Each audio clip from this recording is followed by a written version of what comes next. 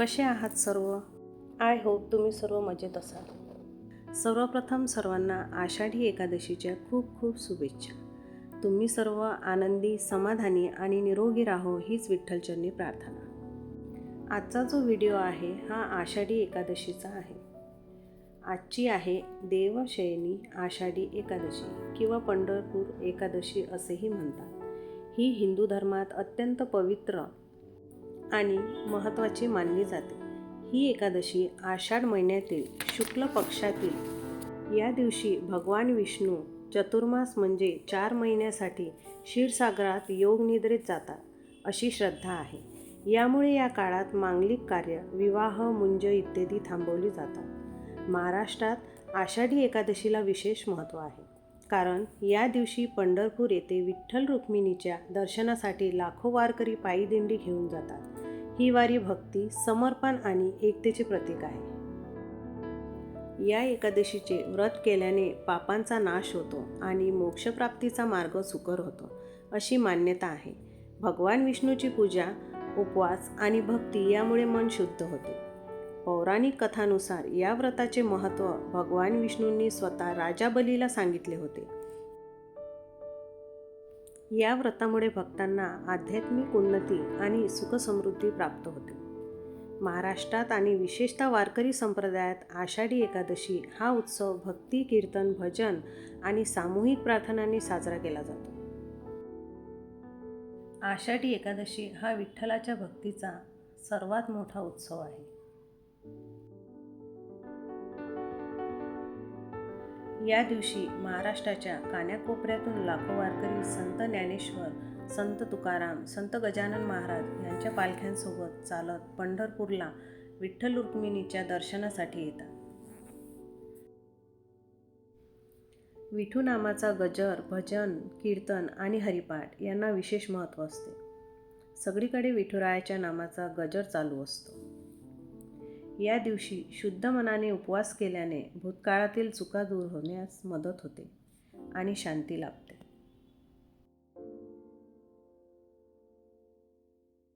अशा प्रकारे आषाढी एकादशी विठ्ठलाच्या नामगजराने एक मोठा सण म्हणून साजरी केली जाते.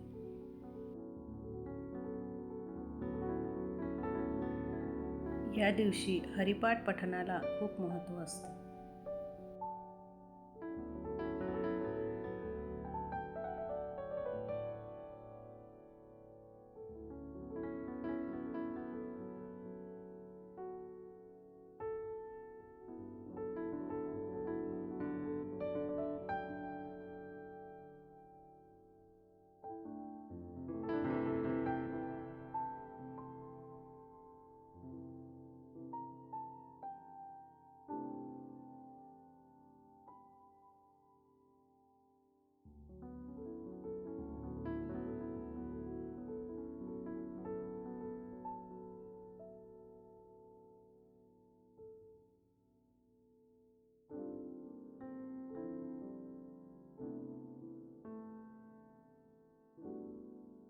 सकाळी उठून आधी छान तयार झाले आणि देवघर स्वच्छ करून शांतपणे देवपूजा करून घ्या.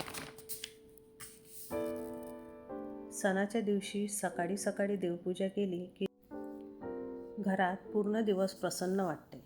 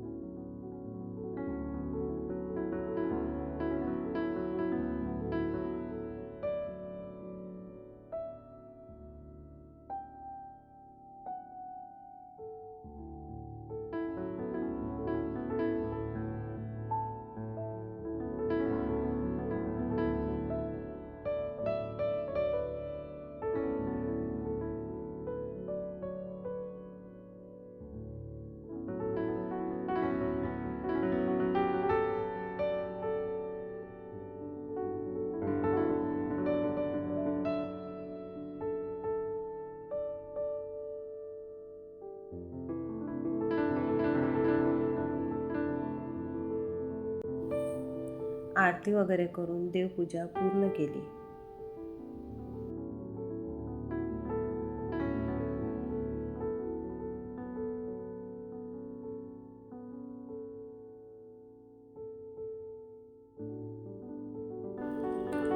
फराळाचे बरेच पदार्थ बनवायचे होते, म्हणून आदल्या दिवशीच बरीच तयारी करून घेतली, म्हणजे दुसऱ्या दिवशी घाई नको.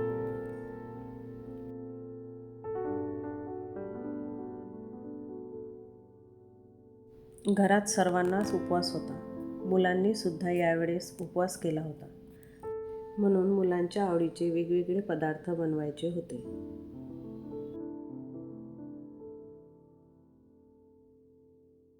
राजगिरा शिरा, खीर, शेंगदाण्याची ओली चटणी, आलूची सुकी भाजी, उपवासाचा डोसा, साबुदाणा खिचडी असे बरेच पदार्थ बनवायचे ठरवले. त्यासाठी आदल्या दिवशी बरीच तयारी करून घेतलेली होती. नंतर वेळेवर गोंधळ नको. तसेही उपवास म्हटलं की सर्वांना भूक जरा जास्तच लागते.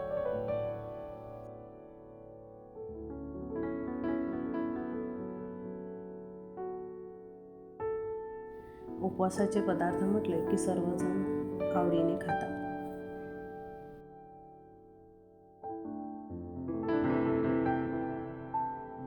आधी शेंगदाण्याची ओली चटणी बनवून घ्यायची होती. त्यामध्ये हिरवी मिरची, शेंगदाणे, मीठ,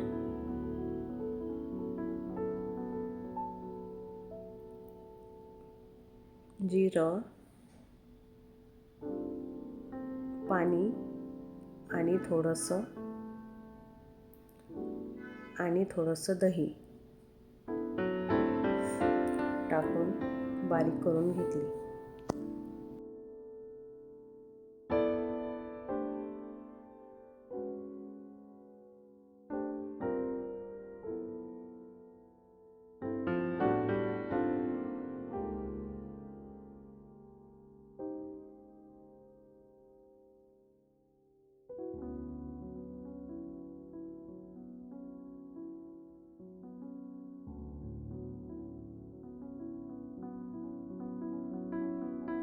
दुसरीकडे आलू कुकरमध्ये लावून दिले होते आणि राजगिऱ्याचा शिरा बनवायचा होता. राजगिरा पीठ मी आदल्या रात्रीच भाजून घेतलेले होते.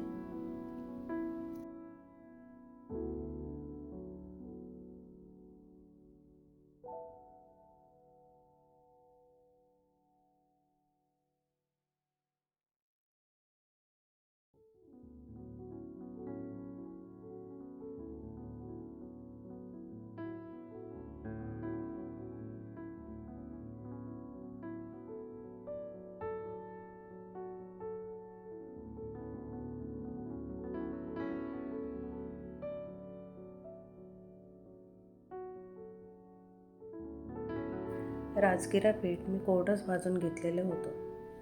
नंतर वेळेवर त्याच्यामध्ये तूप ॲड केलं.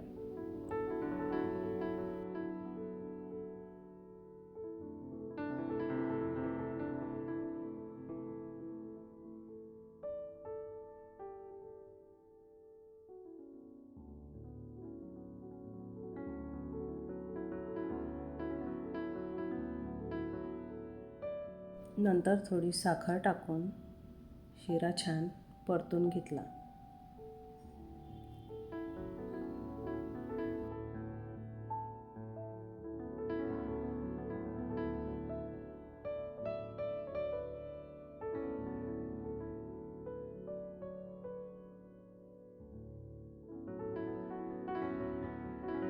साखर मेल्ट झाल्यानंतर कट केलेले ड्रायफ्रूट ॲड केले.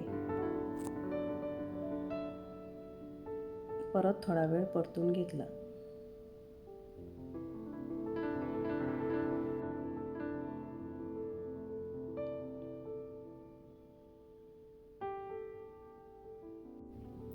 थोडा वेळ मंद आचेवर होऊ दिला आणि शिरा रेडी.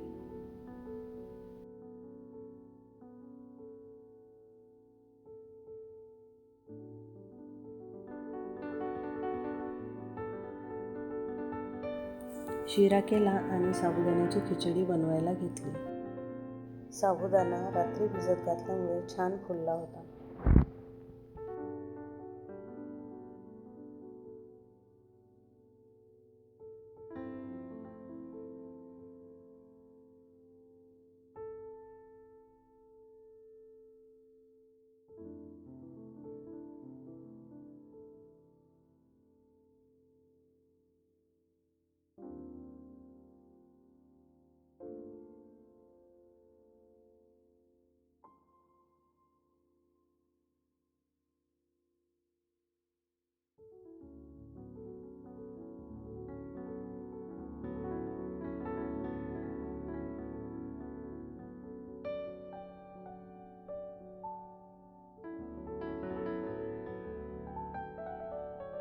छान खमंग साबुदाणा खिचडी बनवली.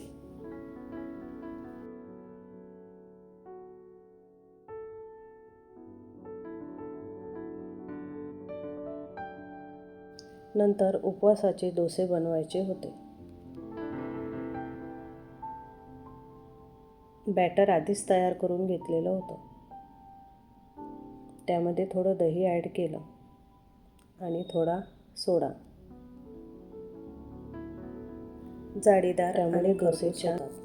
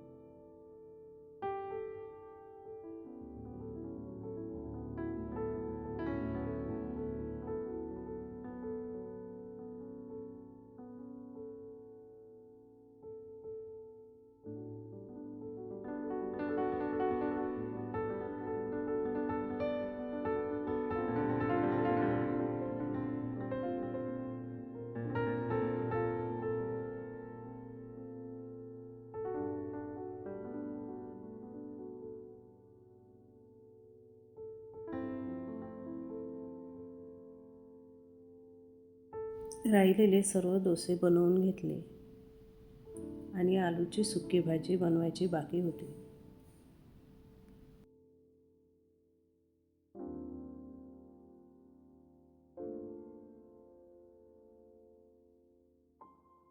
सर्व तयार झालं आणि लहान मुलांनी नैवेद्य दाखवायच्या आधीच सर्व पदार्थ टेस्ट केले.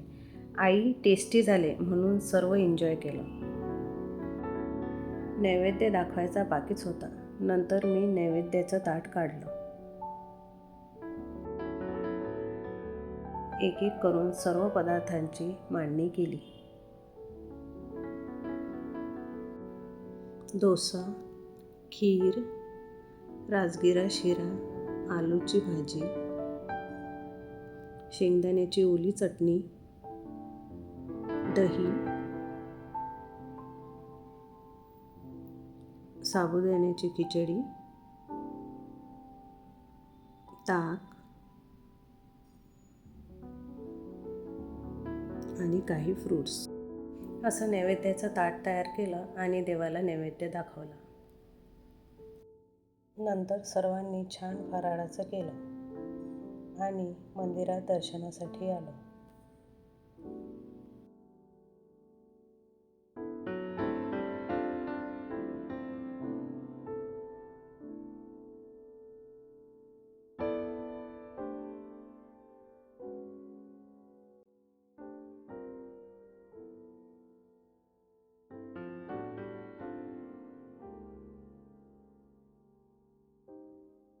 चला तर असा होता माझा आषाढी एकादशीचा दिवस. आय होप तुमचा पण छान गेला असेल.